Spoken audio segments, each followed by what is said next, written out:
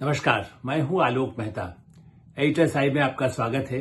हमारा अनुरोध है कि आप एडिटर्स आई देखें, लाइक करें, सब्सक्राइब करें, मित्रों को, ग्रुप्स को फॉरवर्ड करें और उनसे भी आग्रह करें कि वे भी सब्सक्राइब करें ताकि अधिकाधिक दर्शकों तक हमारी कुछ तथ्यात्मक बातें और कुछ विचार उन तक भी पहुंचे, आप तक पहुंचे और उनकी राय और आपकी राय भी हमें मिलती रहे। उसका हमेशा स्वागत है। हम भी उससे कुछ न कुछ नई बातों को और निकालने का प्रयास कर सकते हैं। मुख्य चुनाव आयुक्त की नियुक्ति पर कांग्रेस को दर्द, कांग्रेस को गुस्सा। क्यों? ज्ञानेश कुमार एक वरिष्ठ आईएएस अधिकारी, उनको कई वर्षों का अनुभव, पूरे जीवन पर्यंत जिन्होंने काम किया और केरल काडर के, कोई ऐसा नहीं है कि कोई गुजरात काडर के प्रिय किसी व्यक्ति को ही और बिल्कुल गुजराती को ही बना दिया गया हो। लेकिन बड़ा कष्ट है कांग्रेस पार्टी और राहुल गांधी जी को खासकर। क्यों कष्ट है? क्योंकि भारत की संसद ने जो कानून नया बनाया, वो भी को बनाया 2023 मतलब 2023 में जो कानून बनाया गया, संसद में पास हो चुका, जिसमें अधिकार है कि भारत के प्रधानमंत्री, भारत के गृह मंत्री और प्रतिपक्ष के नेता मिलकर के नई नियुक्ति चुनाव आयुक्त की कर सकते हैं। वही करेंगे और उसी के तहत ये पहला बड़ा निर्णय हुआ। अब जैसे होता है, राम राज्य के समय से आया है, कोई न कोई मंत्रा आ ही जाती है ना। दासियां, तो कोई दास ऐसा होगा जिसने सलाह दी होगी कांग्रेस पार्टी को, खास करके राजकुमार कहे जाते हैं, बड़े ही राहुल गांधी, बिल्कुल अलग अपने परिवार की सारी परंपराओं को त्याग कर उनको कोई डेमोक्रेसी पर नाम संविधान का हाथ में लेंगे। बहुत दुख होता है इस बात को कहते हुए। वो लोकसभा में प्रतिपक्ष के नेता हैं और वो कह रहे संसद का अधिकार नहीं है, सुप्रीम कोर्ट का अधिकार है, सुप्रीम कोर्ट के न्यायाधीश को होना चाहिए साथ में। ठीक है, पहले हो सकता है सुप्रीम कोर्ट की राय रही हो, हमें भी हो।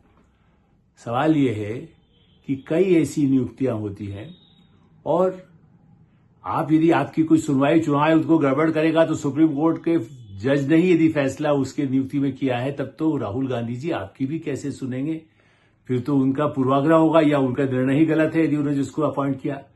कल जब आप चुनौती देंगे कि चुनाव में गड़बड़ हुई, हमारे साथ अत्याचार हो रहा है, जो आप हमेशा करते हैं, कभी मशीन को लेकर के आपत्ति करते हैं, कभी कहते हैं कि नहीं, लूटमार करने वाली जो पुरानी परंपरा थी उस पर वोट डलवाने की व्यवस्था का निर्णय दिया जाए और ये चुनाव आयोग ठीक नहीं है।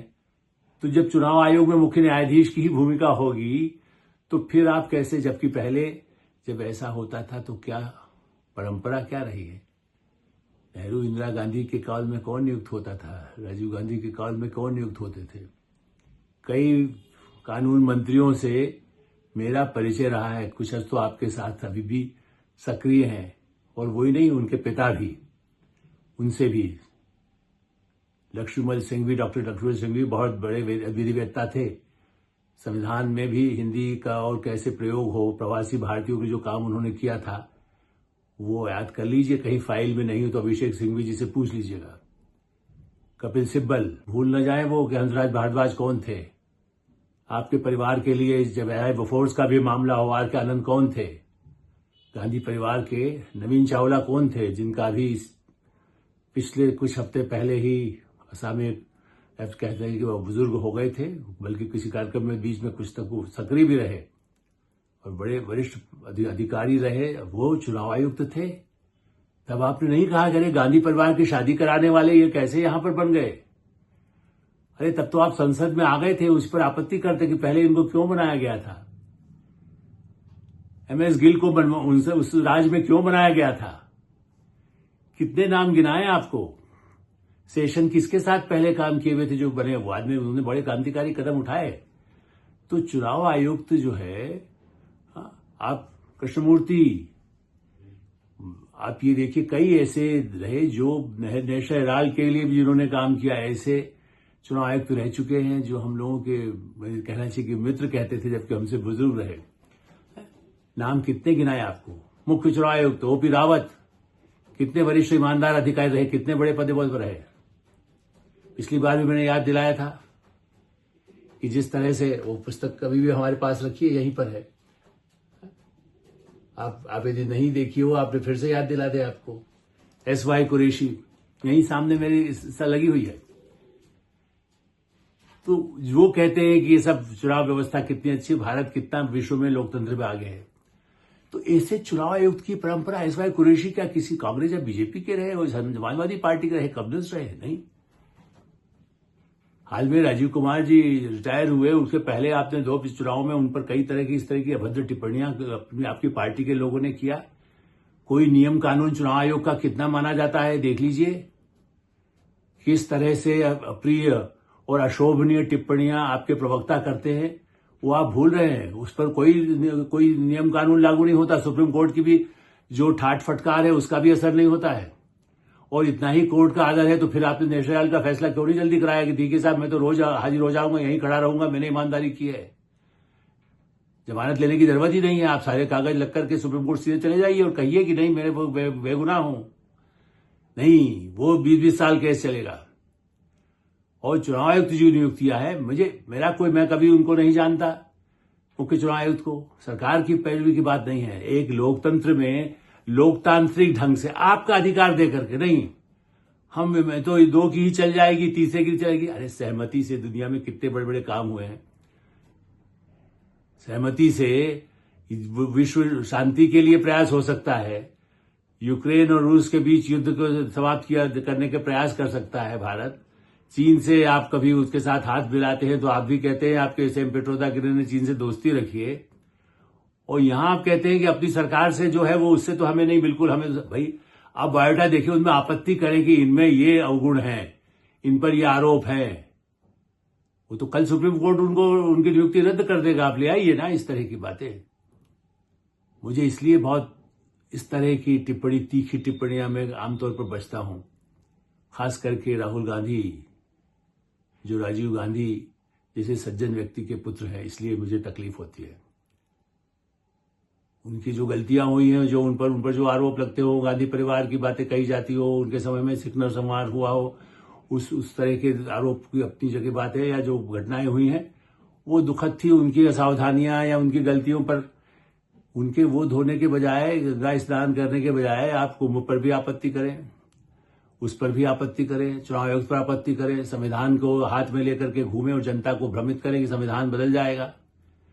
वही संसद के पास ही अधिकार है संविधान में संशोधन का। इतिहास संसद में आप तो जाते हैं, वहां जाकर के फाइलों में कुछ पढ़िए। प्रतिपक्ष के नेता पहले होते थे अच्छे से अच्छे, जो हर पार्टी के, कांग्रेस के भी, भारतीय जनसंघ के भी, इसलिए मैं जनसंघ शब्द इस्तेमाल कर रहा हूं क्योंकि उस युग से उसके बाद भारतीय जनता पार्टी आई।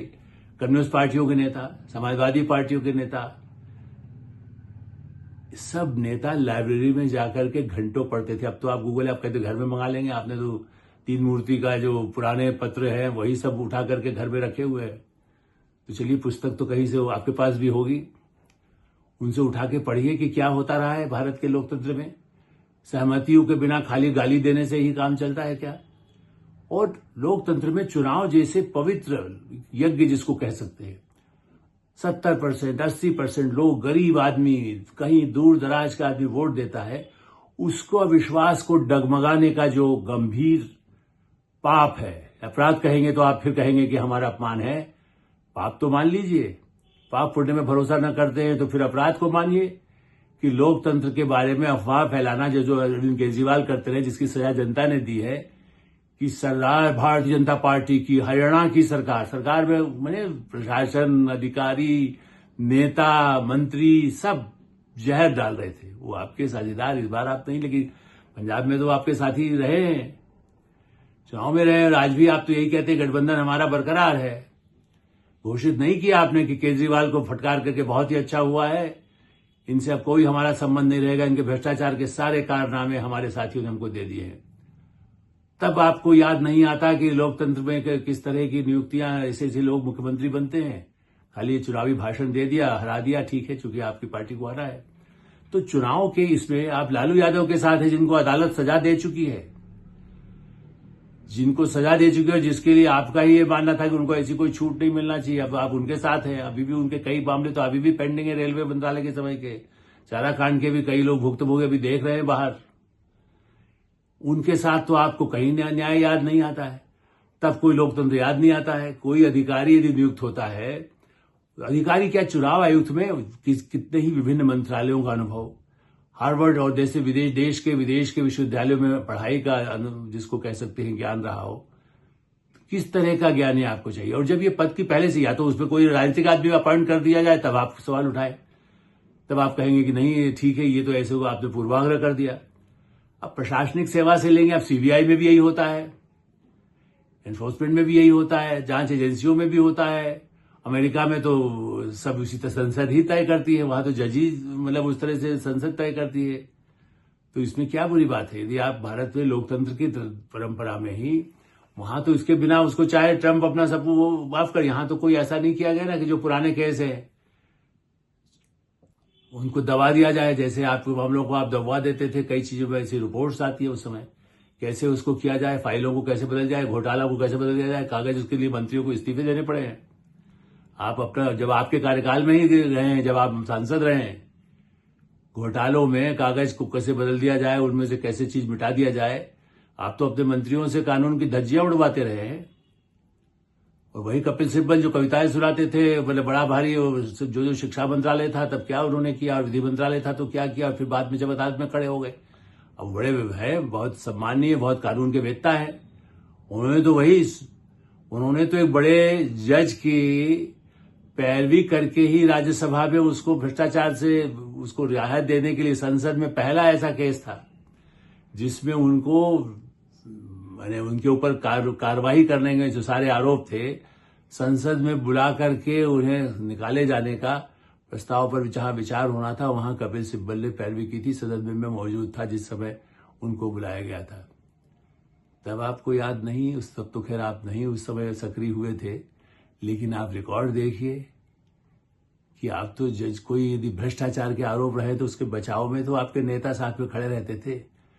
तो अब क्या किसी भ्रष्ट को, या कोई आपकी नौकरी में रहा हो, आपकी सेवा में रहा हो, कर्मचारी रहा हो, बड़ा अच्छा है, वफादार को आप सांसद तो बना सकते हैं, चुनाव आयुक्त भी बनाना चाहते हैं।